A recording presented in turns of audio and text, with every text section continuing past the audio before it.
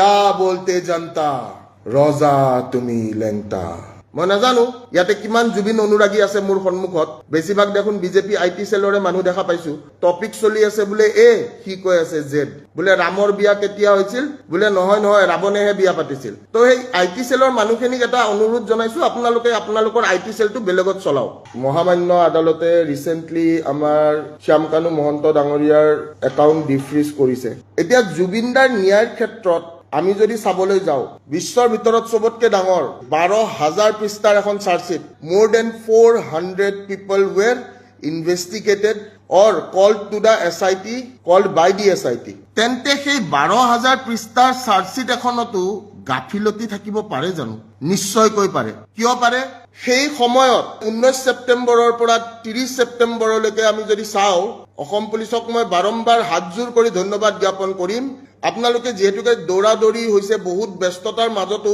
আপোনালোকে 12,000 পৃষ্ঠাৰ এখন চাৰ্জশিট বনালে সেই চাৰ্জশিটখনত কৰবাত নহয় কৰবাত এনেকুৱা কিছুমান লুপ হোলছ থাকি যাব পাৰে যিটো কাৰণত শ্যামকানু মহন্ত সন্দীপন গাৰ্গ বা শেখৰ তেওঁলোকে বেল পাই যাব পাৰে কাৰণ ময়ো বহুতবাৰ জেলত গৈছো মোৰ প্ৰশ্নটো হৈছে যেতিয়ালৈকে আসামী এটাই বেল নাপায় বা আসামীজনে একুইটেল নোপোৱালৈকে আসামীজনৰ বেংক একাউণ্টটো খুলি দিয়াটো ভাল নে বেয়া মই প্ৰশ্নটো অসমবাসী ৰাইজলৈ সুধিব বিচাৰিছো যে যিজন আসামী এজন ইউটিপি আণ্ডাৰ ট্ৰায়েল প্ৰিজনাৰ হিচাপে তেওঁ অলৰেডি বাক্সা জেলত আছে তেওঁলোকৰ বেংকৰ একাউণ্ট খুলি দিয়াটো উচিত নে অনুচিত যদিও বা আইনিক প্ৰক্ৰিয়া ভাবে অসম পুলিচৰ কৰবাত অকমান গাফিলতি যদি হৈছিলে সেই গাফিলতিৰ কথা আমি সকলোৱে বুজি পাও কাৰণ সেই সময়ত অসম পুলিচে যিমান কৰিছে ইমান কম সময়ৰ ভিতৰত মই ভাবো আন কোনো দেশৰ পুলিচে চাগে এইখিনি কৰিব নোৱাৰিলে হয় তে অসম পুলিচলৈ মই ধন্যবাদ জ্ঞাপন কৰিছো যে সেই সময়ছোৱাত ইমান খৰখেদাকৈ তেওঁলোকে 12,000 পৃষ্ঠাৰ এখন চাৰ্জশিট বনালে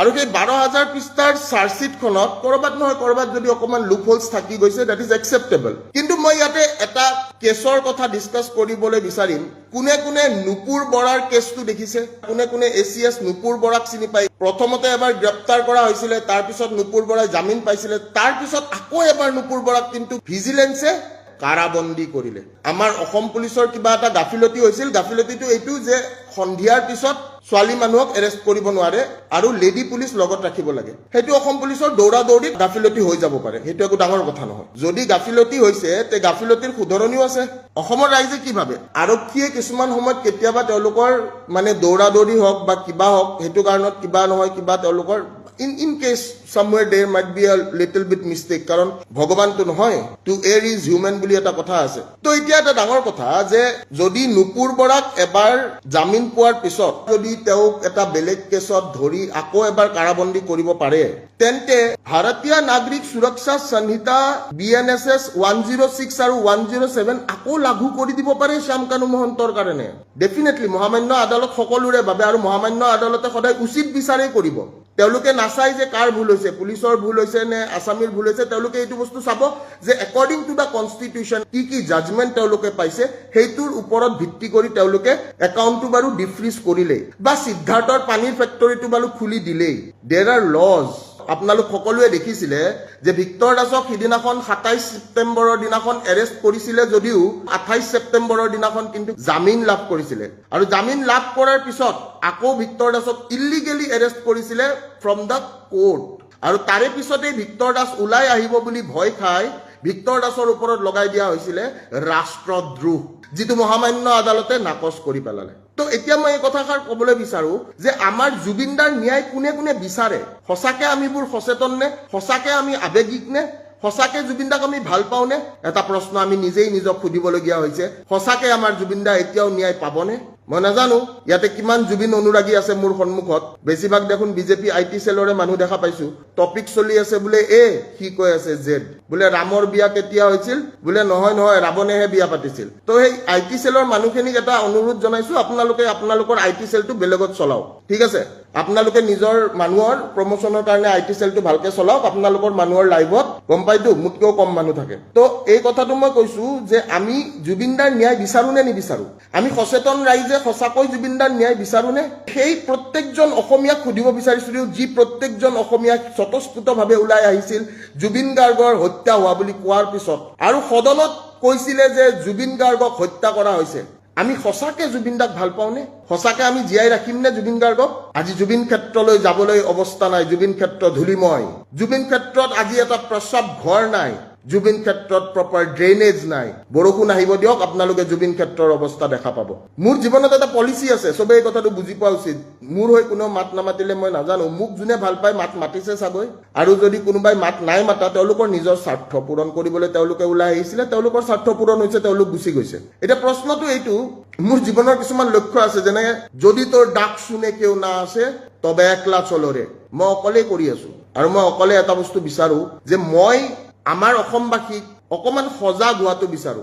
আমাৰ অসমবাসীয়ে কৰবাত নহয় কৰবাত এবাৰ হলেও সেই জুবিনদাৰ সেন্টিমেন্টটো বুজি পোৱাটো বিচাৰো। কৰবাত নহয় কৰবাত জুবিন গাৰ্গে বিচাৰা বৰ অসমখন আমি বিচাৰো।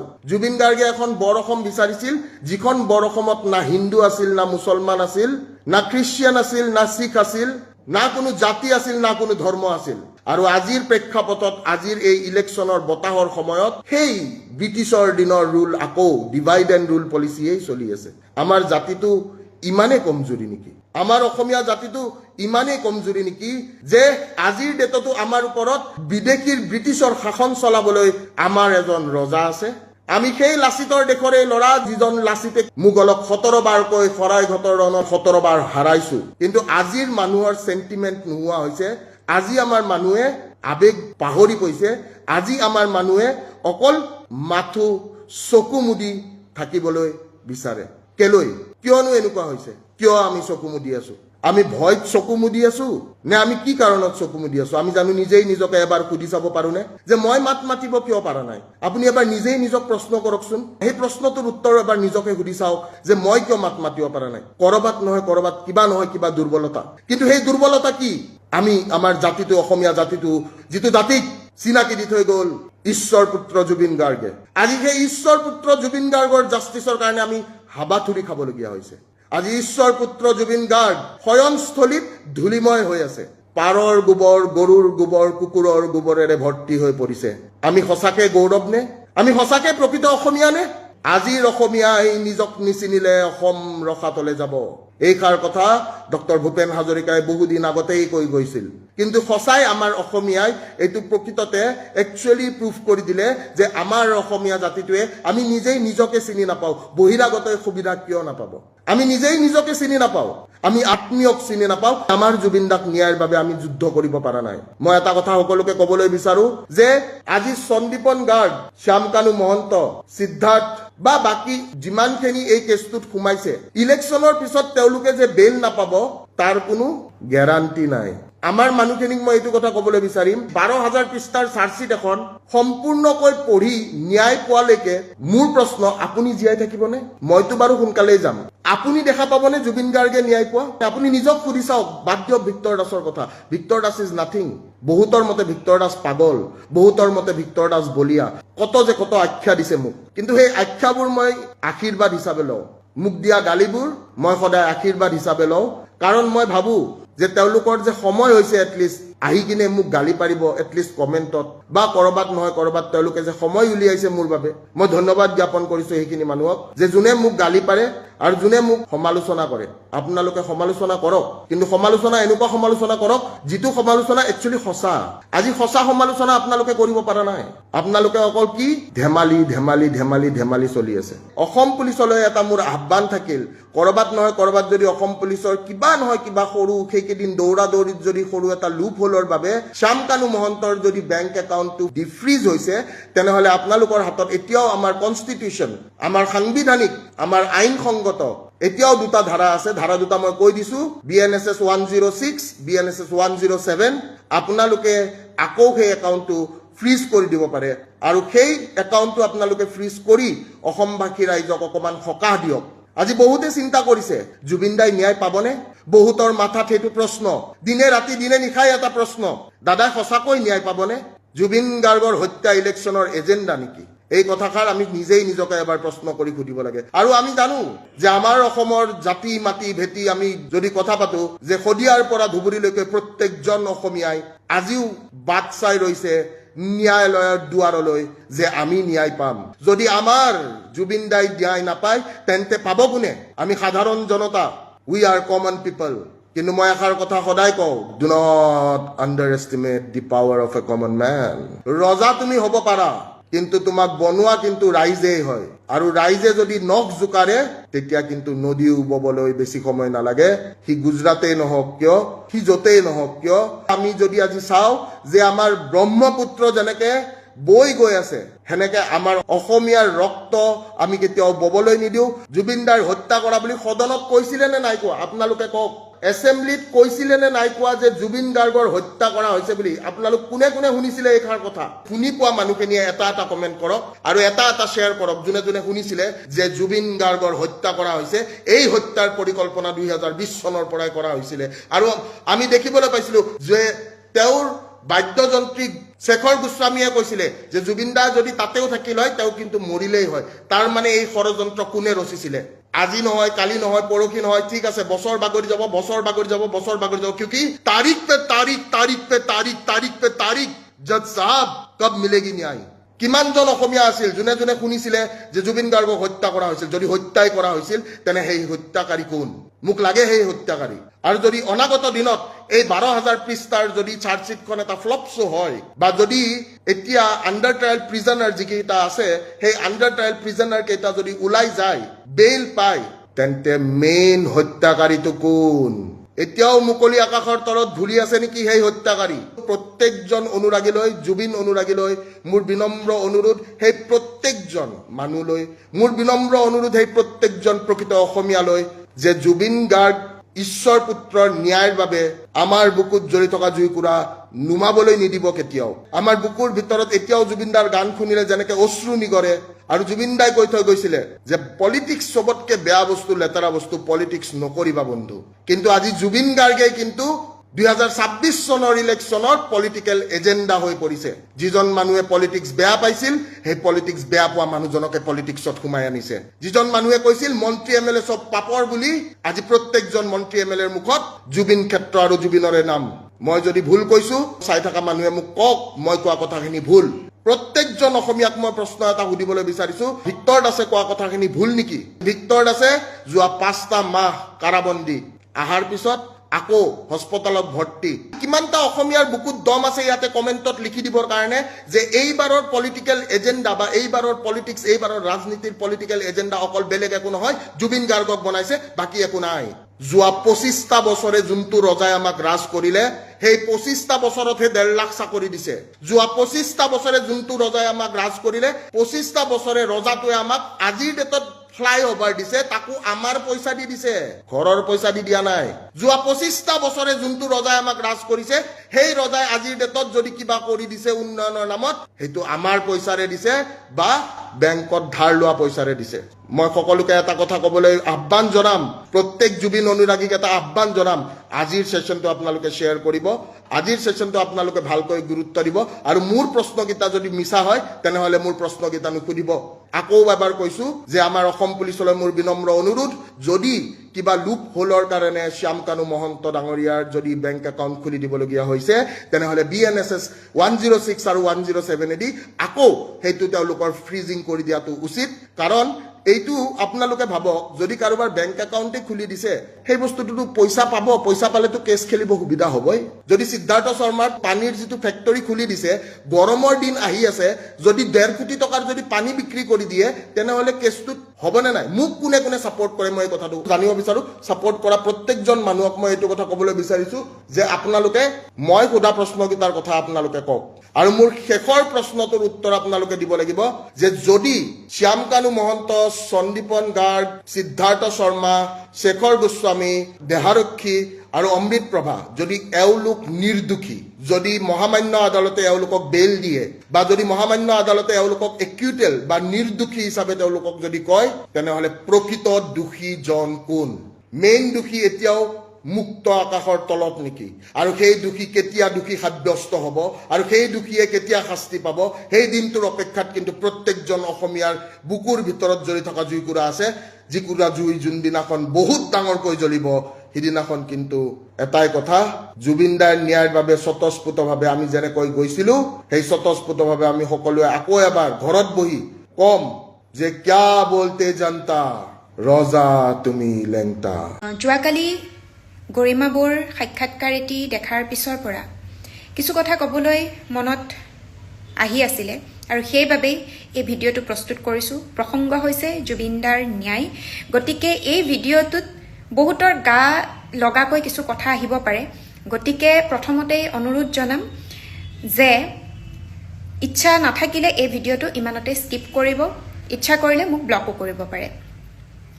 কথা হ'ল, যোৱাকালি মোৰ লগতে চাগে প্ৰায় সকলোৱে দেখিছেই, গৰিমা বৌয়ে বৰ দুখত এটি সাক্ষাৎকাৰ দিছে যে বৰ্তমান আকাশে বতাহে নিৰ্বাচনৰ বতাহ বলিছে আৰু এইবিলাকৰ মাজত জুবিন দাৰ ন্যায়টো ক'ৰবাত হেৰাই গৈছে যেন তেওঁ অনুভৱ কৰিছে।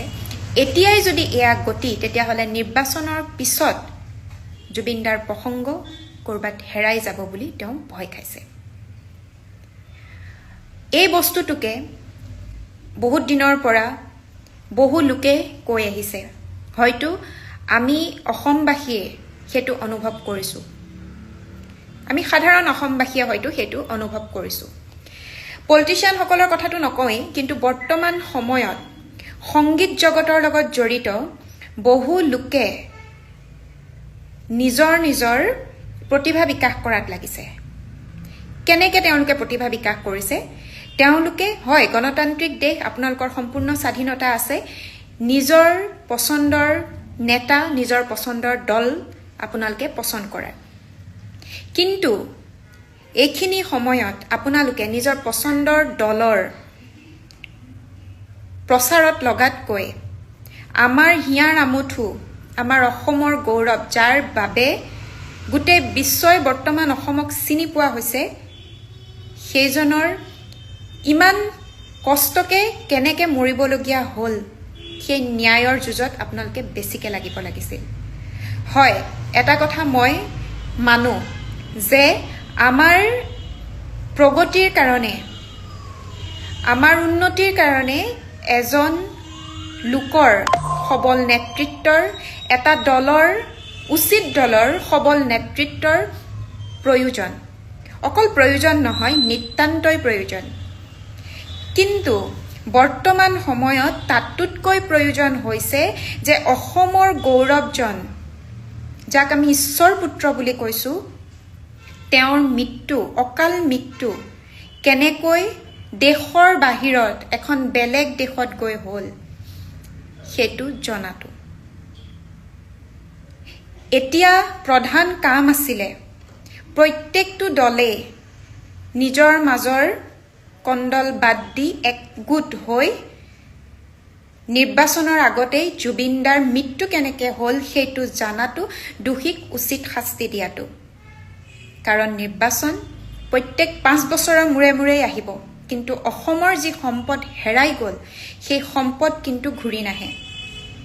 আজি যদি অসমৰ আপুৰুগীয়া সম্পদটোৰ এইটো অৱস্থা, তেতিয়াহ'লে আমাৰ দৰে সাধাৰণ মানুহক যদি কাইলৈ ৰাস্তাই ঘাটে কোনোবাই গুলিয়াই থৈ গুচি যায়, তেতিয়াহ'লে আমি ন্যায় ক'ত পাম? আমাৰ পৰিয়ালবৰ্গই ন্যায় বিচাৰি ক'ত যাব?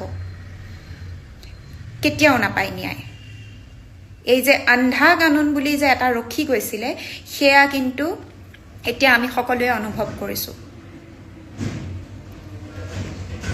গতিকে যিসকল আছে সকলোকে এটা অনুৰোধ জনাম, আমিতো বৰ্তমান বহুত নাটক দেখি আছোঁ। বৰ্তমান বাহিৰা কুলিয়ে আহি ইয়াত কুকুৱা সুৰ দি কেনেকৈ বিনাইছে সেয়াও দেখিছোঁ, কাৰণ বিহু সমাগত। তাৰ লগতে এয়াও দেখিছোঁ, গণতান্ত্ৰিক ৰাজ্যত, গণতান্ত্ৰিক দেশত নিজৰ পচন্দ মতে নিজৰ নেতাজন পচন্দ কৰাৰ পিছত, নিজৰ দলটো পচন্দ কৰাৰ পিছত তলত গালি। সকলোৰে স্বাধীনতা আছে নিজৰ পচন্দ মতে নিজৰ দলটো পচন্দ কৰাৰ, নিজৰ পচন্দ মতে ভোট দিয়াৰ। তাৰ পিছতো দেখিছোঁ গায়কসকলেতো নিজৰ প্ৰতিভা বিকাশ কৰিয়ে আছে নিজৰ নিজৰ দলক প্ৰচাৰ কৰাত। তাৰ তলতে দেখিছোঁ কিছু এনে কমেণ্ট যে আপোনাক এবাৰ বিহু মঞ্চত বহিষ্কাৰ কৰা হ'ব, কাৰণ কিয় তেওঁ সেই কমেণ্ট কৰাজনৰ পচন্দৰ দলটোক সমৰ্থন কৰা নাই। এয়া আমাৰ গণতান্ত্ৰিক দেশ, এয়া আমাৰ স্বাধীনতা, আৰু এয়া আমাৰ কলাৰ লগত জড়িত থকা লোকসকলৰ অনুভৱ।